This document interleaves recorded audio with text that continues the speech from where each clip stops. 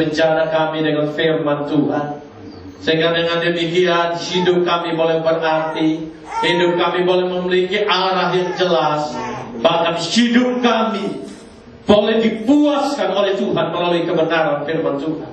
Sehingga ketika kami pulang dengan sorak-sorai, kami pulang dengan sukacita, oleh karena pegangan hidup melalui firman Tuhan boleh kami dapatkan di dalam kebaktian ini Tuhan. Terima kasih Tuhan, kuasa kegelapan yang berbagai cara yang mau mengganggu pemberitaan firman Tuhan, sehati seman kami tolak patahkan di dalam nama Tuhan Yesus Kristus. Kerinduan kami, Allah boleh membukakan rahasia firman bagi kami, dan Allah boleh memberikan sukacita bagi hati kami untuk siap menerima ada bagian firman Tuhan, sehingga hati kami boleh sungguh lagi menyiapkan tempatnya, menyediakan tempatnya, supaya benih ini boleh bertumbuh, dan di dalam dia bertumbuh, dia boleh berbuah untuk hormat dan kepujian bagi nama Tuhan. Terima kasih Tuhan, kami mempertaruhkan akan pemberitaan firman Tuhan ini. Biarlah Allah sungguh beracara di tengah kami dan membawa kami semakin mengerti isi hatimu melalui firman-Mu. Dalam nama Tuhan Yesus kami berdoa. Amin. Silakan duduk kembali.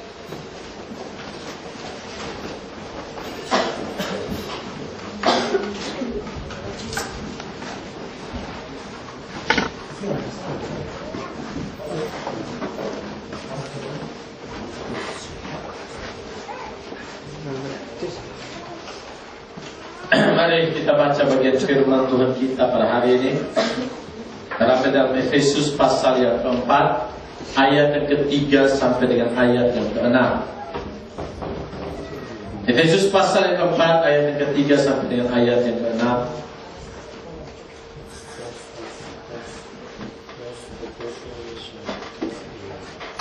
Efesus pasal yang keempat, ayat yang ketiga sampai dengan ayat yang keenam. Mari kita baca sama-sama bagian firman Tuhan ini. 1, 2, 3.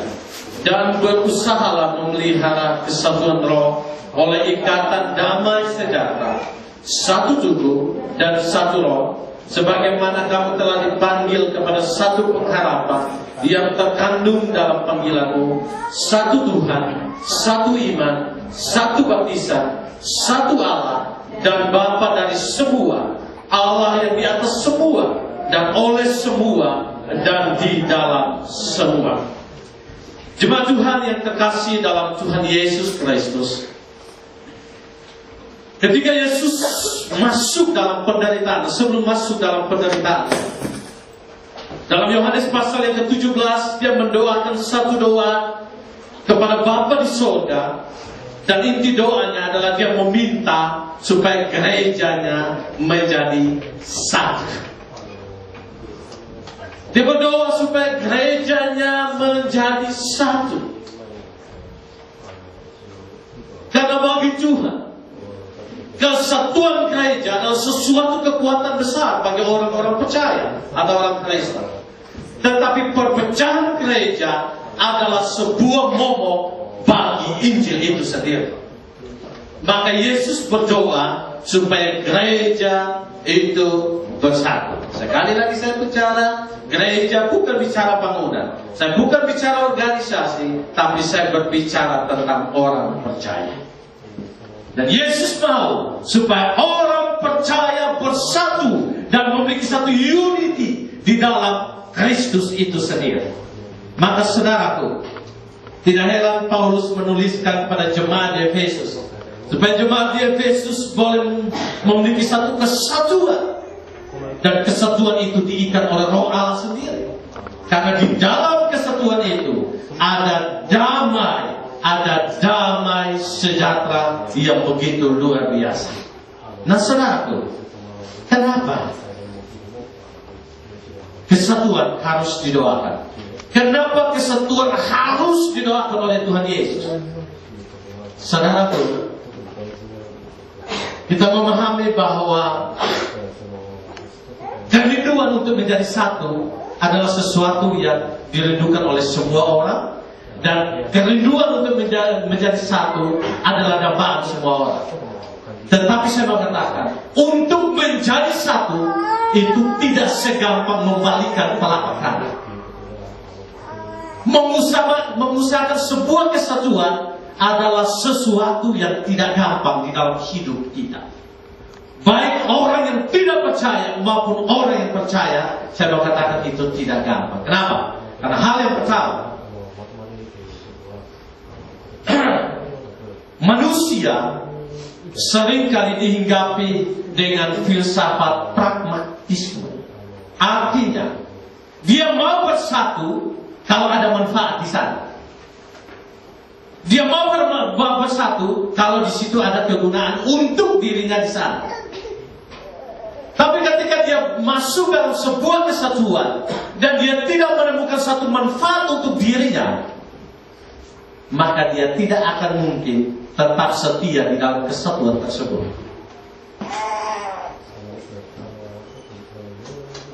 Sehingga kesatuan hanya karena manfaat untuk diri adalah kesatuan yang boleh dikatakan kesatuan egosentris, dan itu tidak akan mungkin langgeng di dalam komunitas tersebut.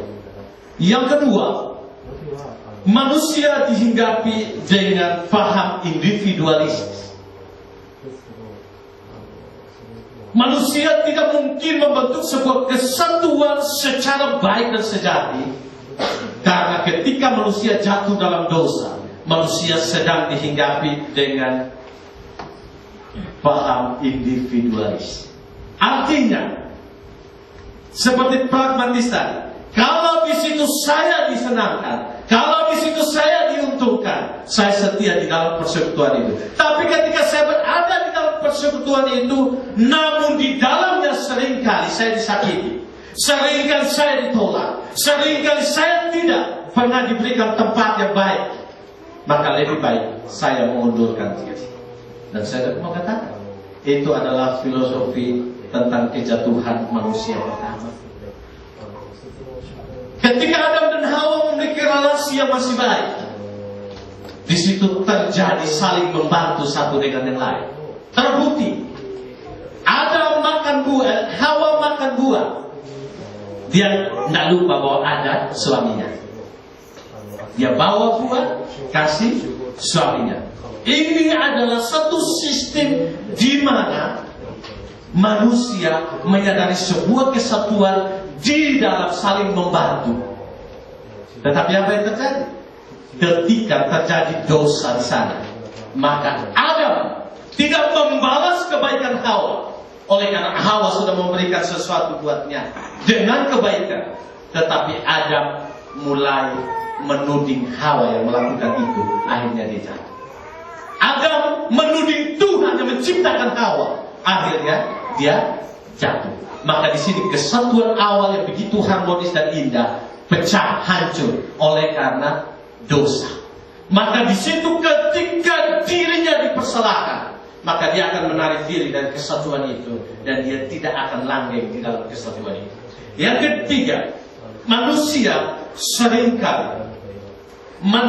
seringkali ketika jatuh dalam dosa, setan sedang menanamkan semangat perseteruan.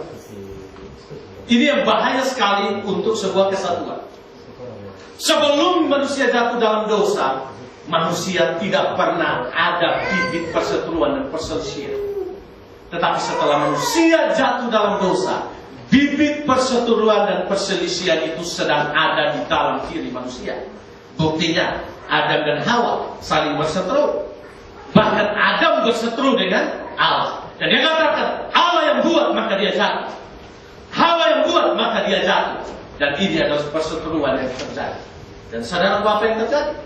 Tidak stop di Adam dan Hawa. Adam dan Hawa punya anak, yaitu siapa? Kain dan Habel. Hanya masalah rohani mereka berselisih. Masalah persembahan kepada Tuhan. Yang satu diterima, Habel diterima, Kain tidak diterima. Padahal keputusan diterima bukan ditentukan oleh kedua orang ini, oleh Kain atau Habel, tapi diterima ditentukan oleh Allah. Ditolak atau diterima itu ditentukan oleh Allah. Tapi coba saudara dan saya bayangkan, Kain ditolak, Habel diterima. Tetapi akhirnya Kain membunuh Habel dan dia merasa Habel lah penyebab sehingga dia punya persembahan tidak diterima. Nah, saudara, ini kenapa? Perseteruan, perselisihan. Dan kalau kita tarik terus sampai pada Esau dan Yakub, di situ perseteruan terjadi. Tarik terus sampai pada Saul dan Yakub, Saul dan Daud, di situ perseteruan terjadi. Dan terus menerus kita melihat kelompok senantiasa berseteru sampai orang Yahudi dengan Yesus Kristus pun terjadi perseteruan. Dan saudaraku, kenapa hal itu terjadi? Oleh karena dosa sedang merasuk dalam diri manusia. Dan seringkali yang keluar adalah perselisihan dan perseteruan. Semangat ini ada di dalam kehidupan. Mungkin kita katakan saya sudah percaya sama Tuhan. Mungkin kita katakan saya sudah orang percaya. Tapi saudaraku, kita masih ada dalam darah dan daging.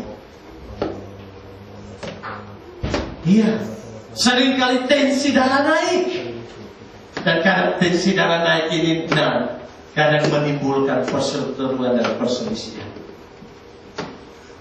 Maka kadang untuk memusatkan sebuah kesatuan, saya mau katakan itu sesuatu yang tidak gampang.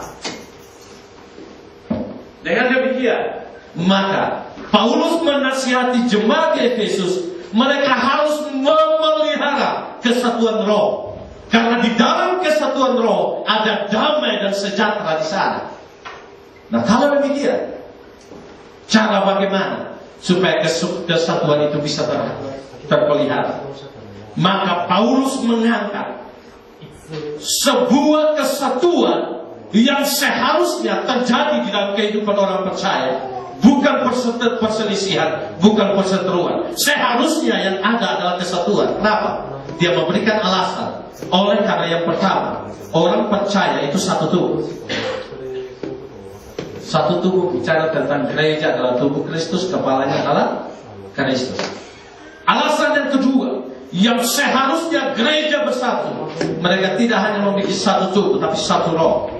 Roh yang ada di dalam saya pasti sama dengan roh yang ada di istri saya. Roh yang ada di dalam saya sama dengan semua roh yang ada di dalam semua jemaat Tuhan yang ada. Pasti yang ada adalah Roh Kudus, roh saya dan Roh Kudus. Kemudian saudara juga roh saudara dan roh manusia dan Roh Kudus. Tidak pernah ada namanya Roh Kudus. Berarti kita satu roh, kita satu tubuh, kita satu roh. Tidak hanya itu, tapi selanjutnya dikatakan kita satu pengharapan. Pengharapan kita di dalam Kristus. Dan pengharapan kita tentang keselamatan itu pasti di dalam Kristus. Selanjutnya yang membuat kita harus bersatu dan tidak ada alasan untuk tidak pernah membentuk kesatuan tersebut, yaitu kita satu Tuhan. Saya percaya pada Allah Tritunggal. Pak Alu percaya pada siapa? Rosa percaya pada siapa? Coba angkat tangan. Di sini yang percaya pada Allah yang lain. Silakan angkat tangan. Kita semua percaya kepada Allah Tritunggal, Allah Bapa, Anak dan Roh Kudus. Amin. Kalau amin, kenapa seringkali terjadi perselisihan? Tidak di tempat ini, tapi di tempat lain. Karena memang di tempat lain tidak satu Allah seperti kita. Selanjutnya lagi, bukan hanya satu Allah, tetapi satu Bapa. Itu mengikat kita di dalam sebuah kesatuan. Maka alasan apa lagi kita tidak bersatu? Bahkan selanjutnya dikatakan begini, satu Allah di atas semua, dan oleh semua, dan di dalam semua. Artinya apa? Kalau saya satu tubuh, kita semua satu tubuh, kita semua satu iman, kita semua satu roh, kita semua satu pengharapan, kita semua satu Allah, maka seharusnya semua yang kita lakukan harus berdasar di dalam Allah, oleh Allah, dan kepada Allah di dalam semuanya. Kalau di dalam semuanya Allah terlibat, apakah tidak bisa tercipta sebuah kesatuan di dalam kehidupan gereja Tuhan? Seharusnya bisa. Tapi saudaraku, kesatuan secara sempurna itu adalah satu kesatuan yang bersifat progresif dalam hidup. Nah, karena kita masih hidup di dalam perjuangan iman, dalam setiap perjalanan iman di hidup kita. Nah, pertanyaan selanjutnya, apa sih urgennya kesatuan itu? Kenapa kesatuan itu penting? Sehingga kesatuan itu harus didoakan oleh Tuhan Yesus. Sehingga kesatuan itu harus diharapkan oleh Paulus pada jemaat Efesus. Hal yang pertama, dalam kesatuan ini kita harus menyadari kekristenan. Ketika kita menjadi orang Kristen, dengar baik-baik poin yang pertama ini. Ketika kita sedang kita mengambil keputusan untuk menjadi orang Kristen, kita sedang menjadi ancaman bagi dunia ini. Itu alasan yang pertama, kenapa kita orang percaya harus bersatu. Karena ketika kita mengambil keputusan menjadi orang Kristen, kita sedang menjadi ancaman bagi dunia. Apa artinya? Ketika kita menjadi orang yang percaya kepada Tuhan, kita adalah garam dan terang. Kita membawa terang bagi dunia. Dan ketika kita membawa terang bagi dunia, dunia ini penuh dengan kegelapan. Dan dunia tidak mau disinari oleh terang. Karena ketika terang itu datang, kegelapan akan sirna. Tapi dunia tidak senang dengan terang, dan dunia lebih suka dengan kegelapan. Maka dalam Filipi 1 ayat 29 dibilang begini, aku mengaruniakan kepadamu bukan hanya percaya saja, tetapi menderita juga. Paulus katakan, setiap hari kami dibawa dalam kondisi maut karena kamu jemaat di Efesus. Artinya apa? Ketika kita membawa terang, ketika kita membawa kebenaran, dunia tidak akan suka dengan terang. Dunia tidak suka dengan kebenaran. Dan dunia menolak terang dan kebenaran. Maka saudara dan saya adalah musuh bagi dunia. Karena dunia melihat kehadiran kita ancaman bagi mereka. Maka saudara, kenapa kalau kita melihat sepanjang sejarah gereja, agama lain tidak pernah didiskreditkan. Sepanjang perjalanan iman Kristen, sepanjang perjalanan agama-agama, kita melihat kebanyakan yang menjadi bumerang besar adalah kekristenan, bukan? Kenapa banyak gereja dibakar? Kenapa banyak gereja ditutup? Kenapa banyak orang Kristen didakwa? Kenapa banyak orang Kristen tidak mendapatkan tempat terhormat, walaupun sebenarnya mereka punya kualitas untuk itu? Kenapa? Karena dunia sedang menolak kebenaran, dan dunia tidak pernah suka dengan terang. Dan saudaraku, dimanapun kita berada, ketika kita bicara terang-terangan, belum tentu orang suka. Betul? Bicara terang-terangan, bukan bicara gelap-gelapan. Ya. Ketika kita bicara apa adanya, belum tentu semua orang suka. Maka orang dunia timur adalah dunia yang penuh dengan perasaan. Dia tidak langsung tak, betul? Tetapi dia mulai muter. Dia muter dulu, padahal ujungnya sebenarnya di situ juga. Maksudnya dia itu, tapi dia muter. Kenapa? Pakai perasaan. Saya ketemu pendeta 12 bersama yang keluar banyak diskusi dengan pendeta 12. Satu hari kami banyak belajar. Salah satunya adalah orang Barat dan orang Asia. Pendeta 12 kalau dia ngomong tutut langsung to the point. Nah suka. Iya. Ngajak makan tidak makan. Dia bilang, udah dokter, makan saya yang traktir.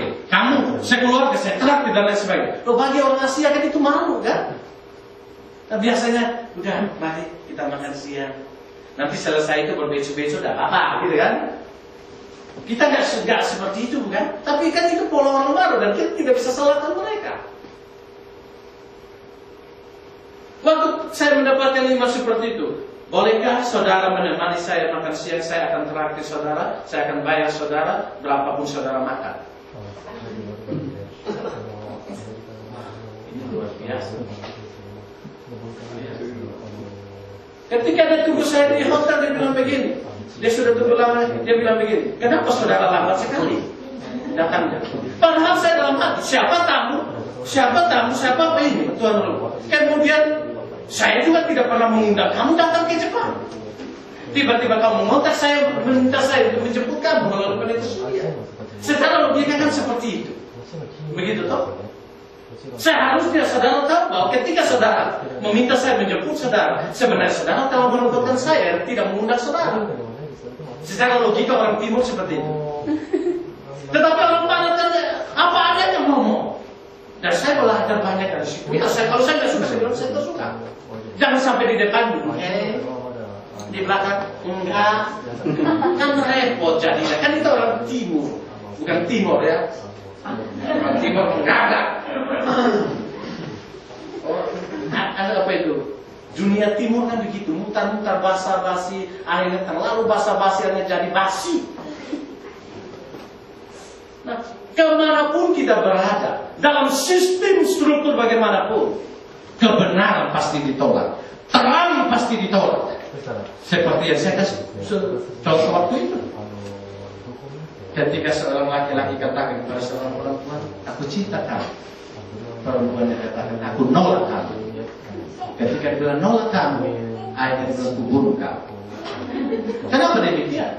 Loh, ketika dia bilang nolak, karena itu kebenaran. Kalau dia tidak suka, ya bagaimana? Kalau dia tidak suka, dia bilang iya. Nah itu kan kemunafikan, bukan?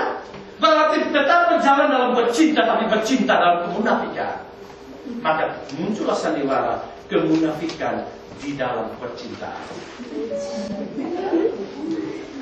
Padahal ketika dia bilang, saya tidak suka, itu kebenaran. Tetapi ketika aku bunuh kau, berarti dia tidak menerima kebenaran. Maka saudaraku, inilah pola hidup manusia. Ketika kita membawa kebenaran, dunia menolak kebenaran. Ketika kita membawa terang, dunia menolak terang. Dan saudara dan saya adalah musuh daripada dunia. Maka Tuhan Yesus berdoa begini dalam Yohanes pasal 17.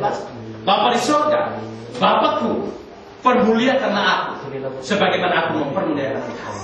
Selesai dia berdoa untuk dirinya, kemudian dia berdoa, aku juga berdoa bagi mereka yang kau berikan kepadaku. Aku yakin bahwa mereka bukan dari dunia, namun mereka ada di dalam dunia. Aku berdoa supaya engkau tidak mengambil mereka kembali kepadamu, tapi aku berdoa supaya engkau memelihara dan menyertai mereka. Kenapa? Isi doa selanjutnya. Karena mereka bukan dari dunia, tapi mereka ada dalam dunia, dan dunia pasti menolak mereka. Maka saudara, kenapa kita harus bersatu? Kalau kita tidak bersatu, maka kita mudah diperdaya oleh kegelapan. Kita mudah dihancurkan oleh kegelapan, dan kita mudah untuk ditipu daya oleh kegelapan. Maka poin yang pertama ini membawa kita untuk melihat kekristenan tidak boleh terpecah belah, kekristenan tidak boleh terpisah-pisah, dan kekristenan tidak boleh tinggal di dalam perselisihan. Tetapi kekristenan harus tinggal dalam kesatuan, sehingga kekristenan memiliki dinamika untuk membawa terang bagi dunia ini. Yang kedua, alasan kenapa kesatuan itu adalah sesuatu yang penting. Oleh karena saudara dan saya tidak hanya menjadi ancaman bagi dunia ini, tetapi saudara dan saya menjadi gereja Tuhan, memiliki dunia pelayanan yang sangat luas. Saya lainkan lebih lain. Kenapa kita harus bersatu? Karena pelayanan kita adalah pelayanan yang sangat luas. Artinya apa?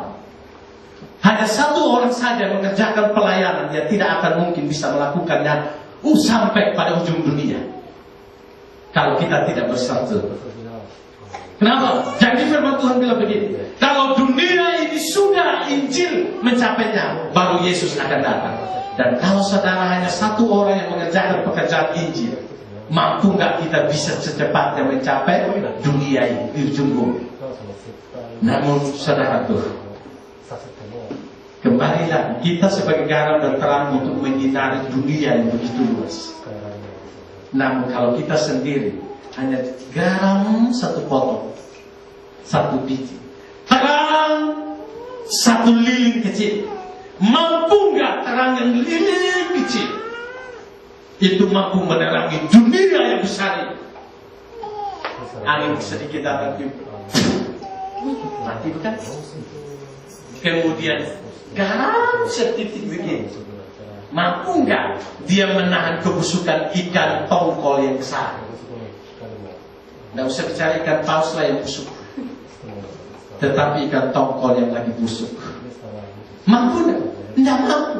Tetapi kalau lilin ini semua dikumpulkan, dan saudara tahu, ketika Natal gereja Tiberias Indonesia di Senayan itu berapa puluh ribu orang yang hadir, dan di situ waktu malam kudus semua lampu dimatikan, mereka hanya pakai lilin, satu orang pegang satu, berapa puluh ribu orang di Senayan itu disyuting dari atas, cahayanya itu begitu banyak. Dan itu begitu menyilaukan dan lain sebagainya. Kenapa? Karena satu lilin ditambah dengan satu lilin ditambah dengan satu lilin, dan puluhan ribu lilin menyinari Senayan yang ada. Saudaraku, kalau setitik garam ditambah dengan setitik garam ditambah, ikan sebesar apapun, kalau garam itu ditambah terus, maka pembusukan ikan itu akan ditahan oleh kekuatan garam itu sendiri. Maka saudaraku, jangan pernah merasa bahwa ketika kita dipakai oleh Tuhan berarti kita sudah lebih daripada orang lain. Tidak. Nah, kita hanyalah sebagian segelintir kecil daripada semua gereja Tuhan yang ada. Maka kita tidak boleh ketika kita dipakai kita mulai memisahkan diri daripada kesatuan yang ada. Tapi semakin kita dipakai, semakin kita mengerti bahwa kita tidak bisa bekerja sendiri, maka kita punya network, kita punya jaringan untuk membina sebuah kesatuan yang besar. Dengan demikian, garam dan terang Kristus boleh mencapai dunia ini. Saudara, kita nggak sampai di Yaman, bukan? Kita nggak sampai di sana, tapi kita punya cara untuk bisa sampai di sana. Bagaimana caranya? 6 bulan sekali kita mengirimkan 60.000 buat pendeta Belman di sana, di Yordan, di Yemen. Dan tanggal 11 besok beliau akan berangkat masuk ke Yordania untuk masuk dalam penginjilan yang ada di sana. Karena dia sudah di Yemen untuk belajar bahasa Arab, dan dia sudah selesai, dan tanggal 11 dia akan masuk ke Yordania untuk melayani di sana. Ini kan berbicara tentang kesatuan. Kita nggak ada di sana, tapi kita bisa berbuat untuk di sana. Kita nggak ada di India, tapi kita bisa berbuat untuk India melalui pendeta John Gladstone dan Ibu Priscilla. Kita nggak ada di Kyrgyzstan, tapi kita bisa berbuat di sana. Kita bisa menjadi garam dan terang di sana dengan kita mendukung anak pendeta Pete Henkesa dan Ibu Esther Kere yang ada di sana. Kita nggak ada di Filipina, tapi kita bisa berbuat untuk menjadi garam dan terang di sana melalui pendeta Martin Marisi dan Ibu Meske, melalui Ibu Kencanawati, Ibu Bapak Meki Vandala yang ada di sana. Kita nggak ada di Nepal, tapi kita bisa berbuat untuk Nepal. Nah, karena di sana kita bisa mendukung pendeta Femi Bawara yang ada di sana. Kita nggak ada di Khabarovsk, di Rusia, tapi kita bisa berbuat di sana melalui misionaris daripada pendeta Takayama yang ada di sana. Dengan sendiri kita tidak bisa menjadi garam dan terang, tapi ketika kita memiliki satu kesatuan network yang indah, di situ kita boleh bekerja untuk mencapai dunia ini bagi Tuhan. Sangat riskan kalau gereja itu dari tahun ke tahun beribadah, tapi dia tidak punya kesatuan, bukan hanya di dalam denominasi, tetapi dia tidak pernah memiliki kesatuan untuk melayani bagi dunia ini. Maka walaupun gereja kita kecil, tapi kita berdoa supaya tidak hanya kecil, tapi harus dari besar. Tapi kita percaya bahwa jangkauannya bukan jangkauan yang kecil. Nah, karena kita sebagai orang percaya, kita memiliki satu kesatuan, bukan hanya di dalam GI3 kita. Maka jangan sampai kita bangga dengan GI3. Jangan sampai kemana-mana katakan aku ini GI3. Kemana-mana aku GI3. Jangan bangga dengan itu. Nah, karena kalau itu terlalu ditekankan, akan menjadi gereja yang eksklusif.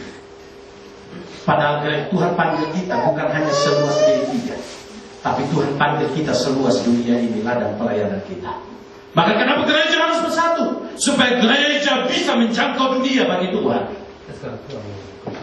Saya pikir berbicara tentang misi, sudah banyak orang mulai meninggalkan akan pembicaraan tentang misi. Tapi gereja yang hidup adalah gereja yang misioner. Gereja yang hidup adalah gereja yang bermisi.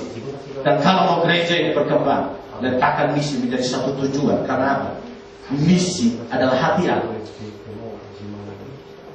Misi adalah hati Allah. Maka jauh sebelumnya Allah Bapa punya anaknya satu, yaitu Yesus, dan dia jadikan dia menjadi misionaris. Dia tinggalkan surga, datang ke dalam dunia untuk menjadi seorang misionaris bagi saudara dan saya.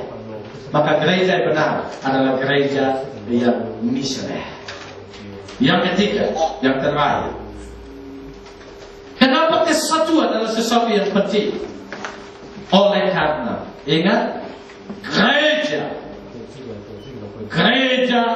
bukan hanya berbicara tentang organisasi, tapi gereja berbicara tentang organisme. Nah, kalau berbicara tentang organisme, disinggung dalam teks ini, kita satu tubuh.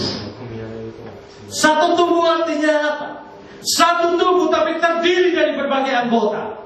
Namun berbagai anggota mewakili, disatukan menjadi satu, baru jadi satu tubuh. Maka dengan demikian, saya mau katakan buat kita, bedanya organisasi dan organisme. Kalau organisasi dia punya banyak bidang. Di dalam organisasi kalau satu bidang tidak berfungsi, satu bidang itu kalau sudah diusahakan sebaik mungkin untuk pulih tapi tidak pulih, lebih baik dipotong dan dibuat. Betul? Tapi ketika bagian itu dibuat, sebenarnya bagian itu tidak pernah mempengaruhi bagian yang lain. Ini organisasi. Tapi ketika berbicara tentang organisme, maka ketika satu bagian organ kita tidak berfungsi dengan baik, dan kita katakan lebih baik potong saja, maka coba saudara bayangkan, apakah keutuhan tubuh kita masih berfungsi dengan baik atau tidak? Mungkin kita katakan berfungsi, tetapi berfungsi dengan tidak sempurna. Kalau tangan ini sudah tidak ada, sikat gigi pakai apa? Mau tidak mau kaki. Tapi bagaimana kalau leher angsa boleh? Betul? Ketika dia begini, kaki harus sampai. Nah, saya nggak tahu bagaimana sikatnya. Mungkin pakai centelan, bukannya di pintu baru dia pasang model kemudian. Tapi saya nggak jamin bersih atau tidak. Saya nggak jamin, jangankan bersih, kuman mati atau tidak pun saya nggak jamin. Kenapa? Maka kalau organisme itu satu hilang, maka dampaknya kepada keseluruhan organ yang ada. Maka saudaraku, kesatuan gereja bukan kesatuan organisasi, tapi kesatuan gereja adalah kesatuan organisme. Maka kalau satu hilang, maka rasanya ada sesuatu yang kurang. Itu maksudnya gereja. Maka Tuhan berdoa supaya kita menjadi satu. Nah saudaraku, dalam bagian ini ayat firman Tuhan yang lain dikatakan begini, hendaklah engkau dalam satu persekutuan engkau melihat orang lain lebih terhormat daripada. Nah, karena kita merasa membutuhkan orang lain. Ketika ada sakit di kaki, yang berteriak bukan kaki, yang berteriak sakit bukan kaki, tapi yang berteriak sakit adalah mulut. Betul? Tapi ketika mulut punya dan masuk, yang merasakan kenyang bukan mulut, tapi yang merasakan kenyang adalah perut. Karena yang diisi adalah perut melalui mulut. Ketika kita mendengarkan, merasakan sesuatu yang indah, loh saudaraku, tidak hanya telinga yang merasakan, tetapi seluruh perasaan kita merasakan itu melalui telinga. Ketika seluruh organ tubuh kita merasakan sebuah keindahan melalui mata kita. Dan kalau mata kita hilang, maka kita tidak lagi merasakan namanya keindahan. Inilah bicara tentang organisme. Maka saudaraku, ketika kita telah disatukan menjadi sebuah persekutuan, seharusnya setiap penderitaan jemaat adalah penderitaan kita bersama. Setiap kebahagiaan jemaat adalah kebahagiaan kita bersama. Celakalah seorang hamba Tuhan kalau dia tidak pernah merasakan penderitaan jemaatnya, tidak pernah merasakan kebahagiaan jemaatnya. Celakalah seorang majelis yang bersumpah di hadapan Tuhan, tapi dia tidak pernah merasakan penderitaan jemaatnya dan tidak pernah merasakan kebahagiaan jemaatnya. Celakalah kita sebagai gereja Tuhan, tapi ketika ada tsunami di sana, ketika ada penderitaan orang-orang percaya di sana, kita tidak pernah merasakan penderitaan mereka di sana. Saudaraku, saya katakan ini dengan tegas. Kenapa? Karena ini bukan tuntutan sebagai pendeta, tapi tuntutan Tuhan, di mana kita harus mengambil bagian dalam penderitaan orang percaya. Maka apa? Kalau kita katakan kita satu gereja, kita sudah menjadi sebuah organisme yang diikat dalam kesatuan. Kepalanya adalah Kristus. Maka kalau satu sakit, semua harus sakit. Maka mari kita tidak boleh mempermainkan kesatuan ini. Tapi mari kita konsen dengan kesatuan ini. Saya menyadari bahwa ada saatnya di mana saya memiliki titik-titik kelemahan. Ada saat di mana saya kurang peka dengan kebutuhan daripada jemaat Tuhan. Tapi seringkali saya berdoa, Tuhan tolong supaya mampukan saya dengan istri untuk bisa peka dengan seluruh penderitaan dan kebahagiaan yang dialami oleh jemaat Tuhan. Karena saya percaya di antara semua jemaat Tuhan, kami lebih tahu banyak adalah penderitaan, tapi kami tidak tahu banyak sejauh mana kebahagiaan.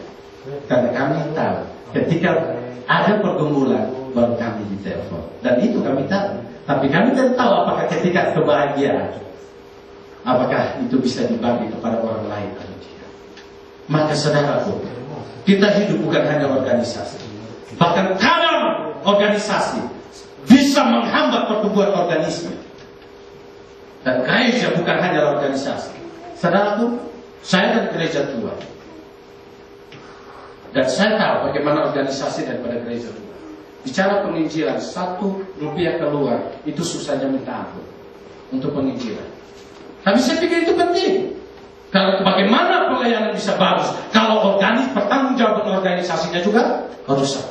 Tetapi jangan sampai kita lebih mengutamakan struktur organisasi, akhirnya kita tidak pernah mengutamakan organisme di dalam hidup kita.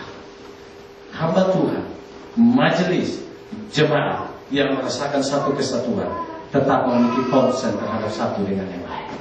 Jangan sampai kita punya pergumulan baru kita konsen sama orang lain. Sedangkan ketika kita sudah keluar daripada pergumulan, kita sudah kangenai sama orang lain. No. Karena kita sudah merasa bebas, kita sudah merasa senang dan lain sebagainya. Nah, saudaraku, kesatuan adalah sesuatu yang penting untuk mengingatkan kita bahwa kita hidup bukan dalam organisasi saja, tetapi kita hidup dalam konsep organisme di dalam hidup kita. Ya, mungkin saudara katakan begini, ya, tanpa dia pun saya bisa hidup, betul? Ya, mungkin saudara katakan, tanpa dia pun saya bisa berjalan, tanpa dia pun saya bisa melakukan segala sesuatu. Tapi saudara dan saya harus tahu satu hal. Hari depan kita nggak tahu. Hidup ini ke depan kita nggak tahu. Hari esok kita nggak tahu. Mungkin saja ada saatnya di mana ketika kita mengalami sebuah pergumulan yang diperhadapkan hanya kita dengan orang itu. Dalam kondisi itu kita tidak berdaya, dan sedangkan dia berada dalam kondisi berdaya. Pada saat itu mau tidak mau, kita harus mengeluarkan perkataan untuk menolong dia. Kalimat ini bukan kalimat dari kalimat saya, tapi dari firman Tuhan. Orang kaya yang berjubah ungu ketika berada di dalam dunia, apa yang terjadi? Dia tidak peduli dengan Lazarus bukan? Bahkan Lazarus minta remah-remah, dia tendang dan akhirnya Lazarus mati. Tapi ketika di surga, saudara katakan apa? Orang kaya ini yang dulu tendang dan tidak cuekin Lazarus, di surga dia harus minta tolong Lazarus. Maka saya mau katakan bagi kita, serendahnya siap dia, setidak mampunya dia, mungkin dalam pandangan kita dia tidak ada apa-apa. Hormati dia, hargai dia, dan ambil bagian dalam penderitaannya. Karena satu kali kelak kita akan membutuhkan dia dalam hidup kita. Maka kita tidak pernah boleh menyepelekan siapapun. Ya, walaupun saya sebagai seorang gembala, tapi saya harus sadar bahwa saya membutuhkan anak-anak sekolah minggu. Karena satu kali kelak mereka bisa memberikan pelajaran buat saya. Iya, anak-anak saya seringkali menegur saya dengan seluruh kelalaian saya. Dan saya percaya mungkin jemaat tidak langsung berani menyampaikan sesuatu teguran buat saya, tetapi melalui anak-anak saya mereka bisa menegur saya.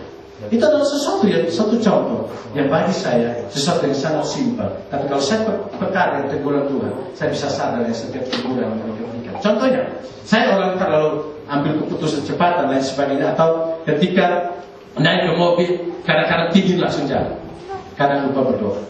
Ketika lupa berdoa, anak-anak teriak, "Papa doa dulu." Ya, Papa doa dulu. Atau mungkin ketika kami berdoa, mereka lagi asik di belakang. Ketika jalan mereka tanya, "Sudah doa atau belum?" Ya mungkin saya sebagai manusia anak kecil tahu apa? Masa bodoh dan lain sebagainya, bukan? Tapi bukankah Tuhan bisa menegur mereka, menegur saya melalui mereka? Maka di sini kita melihat itulah kesatuan gereja Tuhan. Saudara dan saya kita saling membutuhkan. Ada saatnya di mana mungkin Tuhan tidak menggerakkan gembala untuk menelpon jemaat, tapi ada saatnya di mana Tuhan menelpon orang yang mungkin bagi kita sepele. Tuhan menggerakkan dia untuk menelpon kita, mendoakan kita. Mari kita buka hati kita untuk menerima cara-cara seperti itu, sehingga kita bisa bertumbuh di dalam hidup kita. Saudaraku, saya percaya kesatuan gereja adalah kekuatan yang besar. Tapi seringkali dalam gereja sekalipun kadang masih ada. Di sini tidak ada, tapi di tempat lain ada. Seringkali masih ada kebutuhan kesatuan pragmatis. Kalau saya mau merasa untung di sana, kalau saya bergabung di sana. Tapi kalau ketika saya sudah tidak lagi merasa untung di sana, lebih baik saya menghindar dari sana.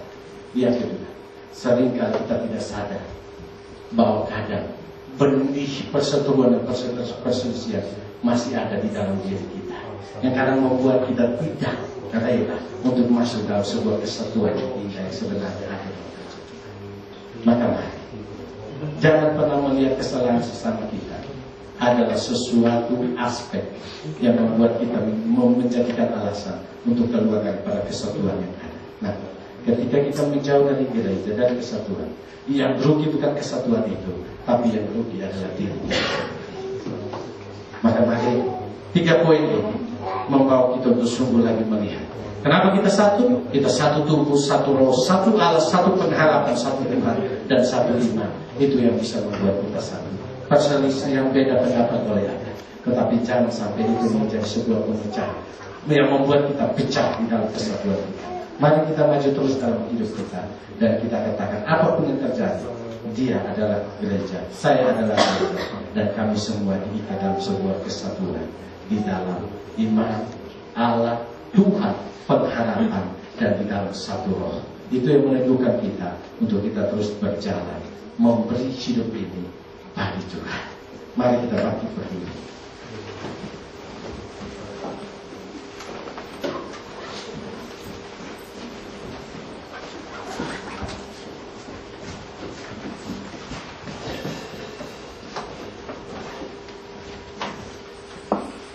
Jemaat Tuhan,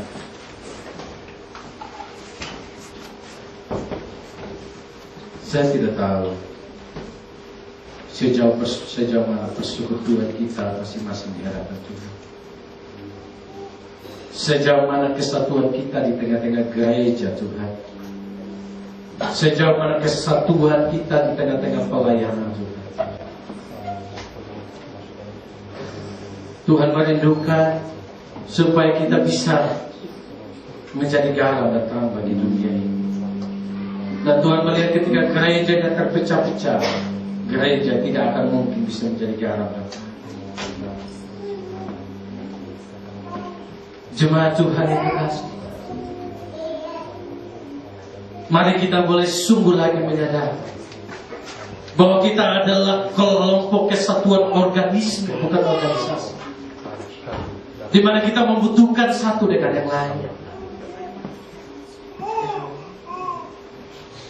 Kepala membutuhkan tangan, tangan membutuhkan kaki, kaki membutuhkan bagian yang lain dalam hidup ini. Maka bagian-bagian di dalam organ tubuh tidak bisa berdiri sendiri. Karena ketika mereka berpisah dari tubuh ini, mereka tidak akan berfungsi apa-apa. Maka mari kita merenungkan hidup ini.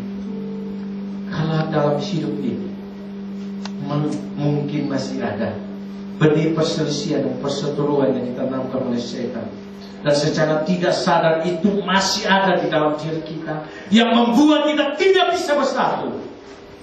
Kita katakan, Tuhan ampuni saya. Yang tahu itu adalah Tuhan dan diri kita sendiri. Kita tidak dapat melayani Tuhan di dalam perselisihan, di dalam kebencian, di dalam ataukah di dalam diri kita masih ada kerinduan bersatu.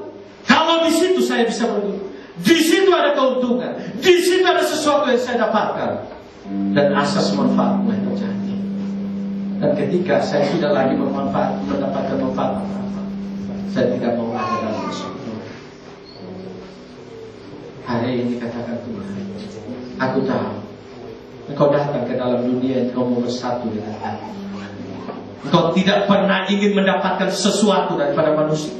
Bahkan engkau mau memberi sesuatu kepada manusia, walaupun nyawamu menjadi pengorbanan buat kami. Ampuni kami juga. Ampuni kami.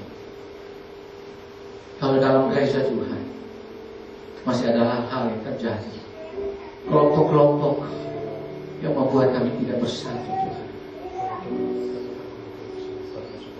Terima kasih Tuhan.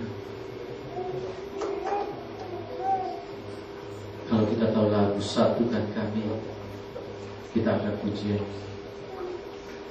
Satukan kami, ya Tuhanku,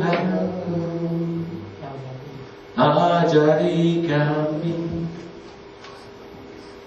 mengasihi bangsa-bangsa seperti Engkau mengasihi kami.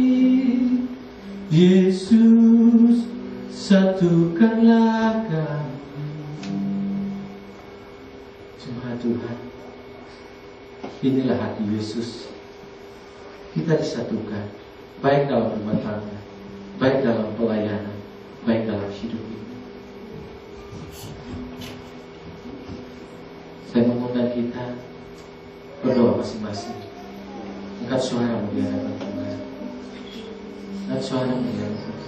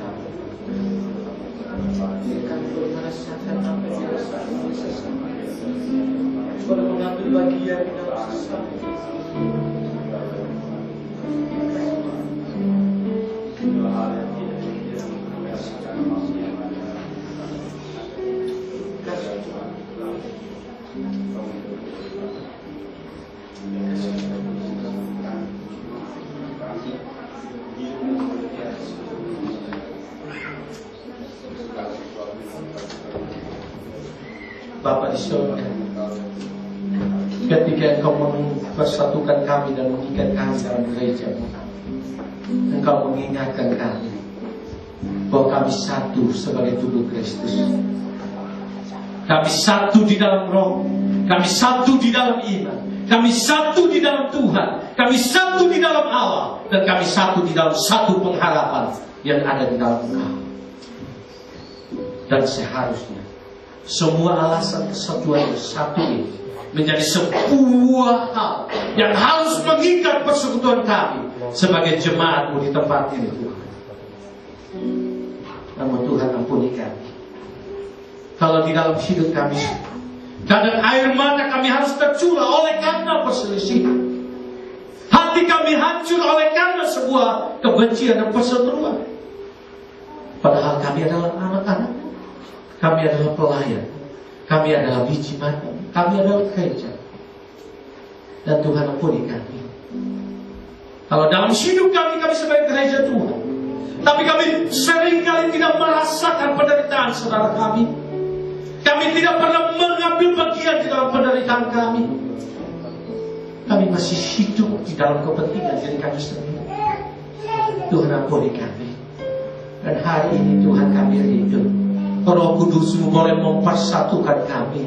Roh Kudus boleh menyatukan kami di dalam kasih-Mu, sehingga di dalam persekutuan ini ada damai, ada sejahtera, dan ada waktu di mana kami boleh saling membagi satu dengan yang lain. Terima kasih Tuhan, terima kasih. Kami rindu kami boleh bertumbuh dalam suasana surgawi. Kami boleh bertumbuh di dalam satu keluarga Tuhan. Kami boleh bertumbuh di dalam ketenangan dan damai daripada Tuhan sendiri. Terima kasih Tuhan. Kami berdoa, mengucap syukur buat jemaat Tuhan, di mana Tuhan boleh sungguh lagi memelihara mereka, memberkati hidup mereka, dan boleh Tuhan tambahkan 1 tahun dalam kehidupan pribadi dan rumah tangga mereka. Terima kasih Tuhan, kami bersyukur untuk itu. Dan kami percaya bahwa tangan Tuhan terus menyediakan kebaikan demi kebaikan bagi kami semua. Kami juga bersyukur buat jemaat Tuhan yang mulai bekerja, yang boleh bekerja. Kami bersyukur itu untuk itu Tuhan Yesus. Dan kami percaya Tuhan terus memberikan kekuatan untuk boleh menguatkan setiap jemaat Tuhan yang terus bekerja Tuhan.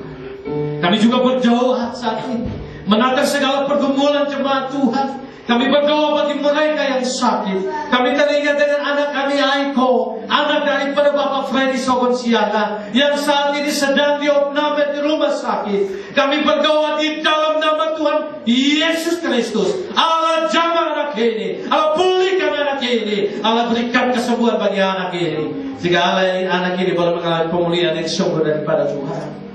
Terima kasih Tuhan. Kami juga berdoa bagi jemaat Tuhan yang lain yang saat ini mengalami sakit. Kami teringat dengan kelemahan tubuh yang dialami oleh suami daripada Ibu Jenina. Kami berdoa di dalam nama Tuhan Yesus Kristus, Allah jamah dan Allah sembuhkan. Kami berdoa dan menatang jemaat Tuhan yang lain yang kami tahu mereka sakit, namun mereka tidak mau kami sampaikan dari mimbar ini. Kami berdoa di dalam nama Tuhan Yesus Kristus, Allah jamah mereka, Allah sembuhkan dan Allah pulihkan mereka, sehingga mereka boleh mengalami pemulihan yang sempurna daripada Tuhan. Kami juga berdoa bagi mereka yang mengalami sakit pilek batuk dan lain sebagainya. Kami berdoa dari tempat ini dalam nama Tuhan Yesus Kristus, Allah jamah mereka, Allah pulihkan, dan Allah boleh memberikan kesembuhan ilahi. Terima kasih Tuhan. Kami juga berdoa bagi mereka yang membutuhkan pekerjaan, sampai saat ini belum mendapatkan pekerjaan Tuhan. Kami berdoa di dalam nama Tuhan Yesus Kristus, dan Kau boleh menyediakan pekerjaan yang terbaik bagi mereka. Kami teringat dengan Ibu Yolanda, kami teringat dengan Bapak Gede, kami teringat dengan Ibu Herce, dan kami juga teringat jemaat-jemaat Tuhan yang lain yang saat ini bergumul dengan pekerjaan. Dalam nama Yesus, Allah menyediakan yang terbaik buat mereka, karena kami percaya Kau tidak pernah meninggalkan mereka. Terima kasih Tuhan, terima kasih. Kami berdoa bagi mereka bergumul dengan rumah tangga, yang bergumul dengan buah hati yang mereka rindukan. Kami tidak henti-hentinya kami berdoa buat mereka. Kami berdoa biarlah Tuhan sungguh memberikan jalan keluar, dan Allah boleh memberikan buah hati kepada mereka. Kami berdoa menatang saudara-saudara kami, para perawat yang Tuhan boleh pakai untuk boleh sungguh lagi melayani Tuhan di tengah-tengah profesi yang Tuhan boleh berikan buat mereka. Kami berdoa Tuhan kuatkan mereka. Kami berdoa Tuhan berikan bijaksana dan hikmat buat mereka. Tuhan berikan kesabaran buat mereka. Tuhan berikan kekuatan ekstra buat mereka, sehingga di tengah-tengah tekanan pekerjaan mereka boleh tetap bersukacita oleh karena kekuatan daripada Tuhan. Mereka boleh dimampukan untuk mengerjakan semuanya oleh karena hikmat daripada Tuhan. Dan ingatkan mereka bahwa Tuhan tidak pernah meninggalkan mereka. Kami teringat dengan saudari kami Sri yang saat ini masih mengalami sakit Tuhan. Kami berdoa dan menatap anakmu ini ke dalam kami kasih. Saat ini kami berdoa di dalam nama Tuhan Yesus Kristus, Allah jamah anak ini, Allah pulihkan dia, Allah berikan kesembuhan baginya, dan dia boleh melihat tabib dia segala tabib adalah Yesus Kristus yang pernah mati di atas kayu salib. Bilur-bilur yang pernah tercurah, dan bilur-bilur itu yang sanggup menyembuhkan dia dari segala penyakitnya. Terima kasih Tuhan, terima kasih. Saat ini juga kami bersyukur oleh karena Tuhan menghadirkan saudara kekasih kami, yang walaupun dia tidak sebangsa dengan kami, walaupun dia berkeluarga Jepang, dia selama ini beribadah di gereja Wakasaki, Tapi hari ini, oleh karena kami satu Tuhan, satu iman, satu Allah, dan satu pengharapan, Dia boleh ada di tengah-tengah kami. Dia boleh menyaksikan bagaimana perjalanan hidupnya. Tuhan boleh pakai lewat kekosongan-kekosongan yang ada di dalam dirinya. Tidak ada pengharapan di dalam dirinya. Di sanalah dia boleh mencari arti hidup yang sesungguhnya. Dan di dalam kesendirian dan dalam kehambaan, dia teringat dengan gereja Tuhan. Dan ketika dia datang, dia boleh mendapatkan ketenangan. Dan dia bukan hanya mendapatkan ketenangan, tapi dia boleh menyaksikan bagaimana Tuhan memulihkan akan keluarganya. Dia boleh bertemu dengan neneknya. Dia boleh bertemu dengan mamanya. Dan kami percaya ini sesuatu pekerjaan yang luar biasa. Karena dari beribu-ribu orang, mungkin sulit dia akan bertemu dengan mamanya. Tapi dalam tuntunan Tuhan dan menurut kesaksiannya, dia boleh berdoa kepada Tuhan.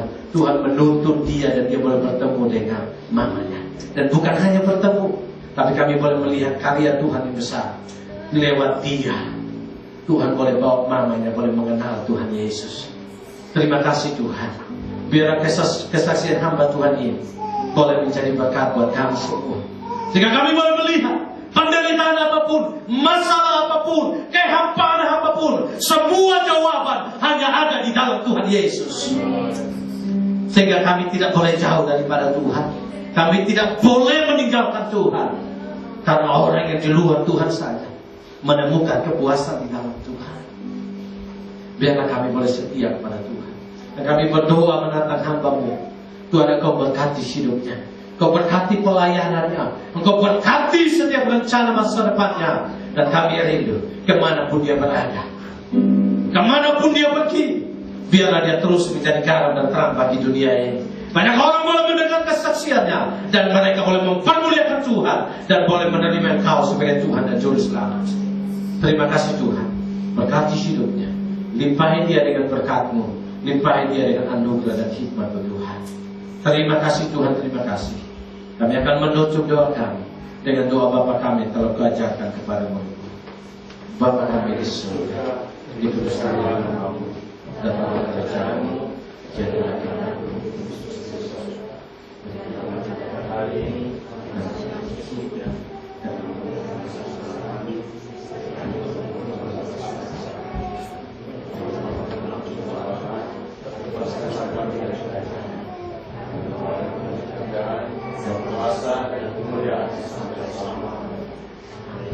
bersama dengan semua saya di seluruh dunia, mari kita mengucapkan pengakuan iman Rasul kita berkata, Aku percaya kepada Allah, Bapa yang Maha Kuasa, Hari langit dan bumi, dan pada Yesus Kristus Anak yang tunggal Tuhan kita, yang lahir dari Roh Kudus, lahir dari Tuhan, yang menderita di bawah pemerintahan Pontius Pilatus, disalibkan, mati dan dikuburkan, turun dalam kerajaan maut, pada hari yang ketiga bangkit pula dari orang mati, naik ke surga, duduk di kanan Allah, Bapa yang Maha Kuasa, dan akan datang dari sana untuk mengambil orang hidup dan yang mati.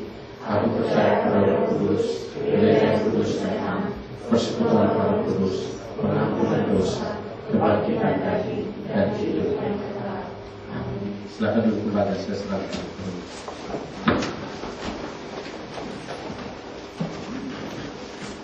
Puji Tuhan saudaraku, kita